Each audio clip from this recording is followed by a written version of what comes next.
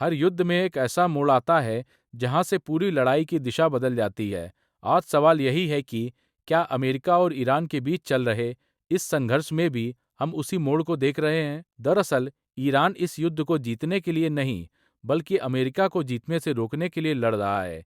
उनकी रणनीति साफ है, युद्ध को लंबा खींचो ताकि अमेरिका को आर्थिक और राजनीतिक नुकसान होता रहे। हाल की घटनाओं को देखें तो इसराइल ने तेहरान के आसपास मौजूद कई ऊर्जा ठिकानों को निशाना बनाया है।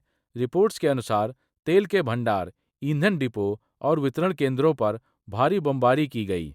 इस हमले के बाद तेहरान के आसमान में काला धुआं फैल गया और पूरा शहर जहरीले स्मॉग की चादर में ढक गया। कहा जा रहा है कि इस धुएं में सांस लेना भी खतरनाक हो सकता है। विशेषज्ञों का मानना है कि अगर ऐसा प्रदूषण लंबे समय तक बना रहा तो लोगों में गंभीर बीमारियों का खतरा बढ़ सकता है।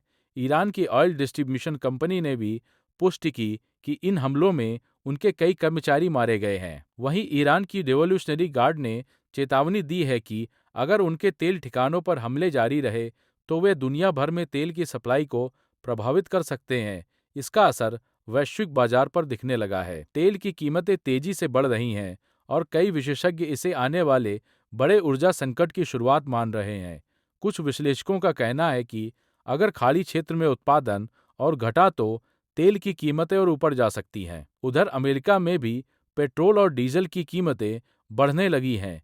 यह स्थिति सरकार के लिए चुनौती बन सकती है क्योंकि आम जनता पर इसका सीधा असर पड़ता है। राजनीतिक स्तर पर भी हालात जटिल होते जा रहे हैं। कुछ देशों ने इस युद्ध की आलोचना की है और अंतर्राष्ट्रीय समर्थन पहले जैसा मजबूत दिखाई नहीं दे रहा। ऐसे माहौल में चीन और रूस जैसे देशों के लिए भी क्षेत्रीय राजनीति में अपनी भूमिका बढ़ाने का मौका बन सकता है।